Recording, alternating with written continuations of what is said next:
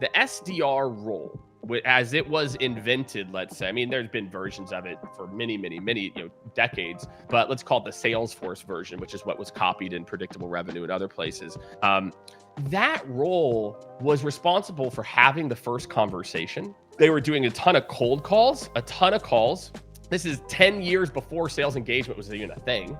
And the SDR role was a very skilled role. It was a very skilled role. This person had to be able to have a conversation. We were training people on like how to have a conversation, how to interact with people, etc. And what I think happened this is the mid 2010s to really, let's call it 2019, 2020, when email started to get saturated. Email only sequences were working. In like 2015, 2016, if you did a really good relevant persona based sequence that was primarily email, you could get 8 to 10 meetings a month. And we stopped training on all those skills that were what the SDR job was meant to be.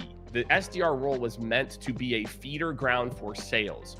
If all it now is a copywriting job, then the DNA is completely different than what it was, rewind however many, years ago. And so for me, teams need to realize if you want the SDR role to work, it cannot be what it looks like in its current form, which is sending a bunch of templates with no creativity, because AI is really good at that. I mean, there's no doubt, there's no doubt about that. But that's kind of the history lesson I've seen, Jamie. It's like it worked, and then it was so easy that we didn't realize, like, okay, we've ruined that channel now. We've got to go back and still train these other skills and still do these other things, or we're not going to be able to hit our number. And instead, we're like, well, we got to get rid of the SDR role. And in my opinion, we have to get rid of what the SDR role turned into, which was send a bunch of emails, more. More is better than more quality. And we've got to go back.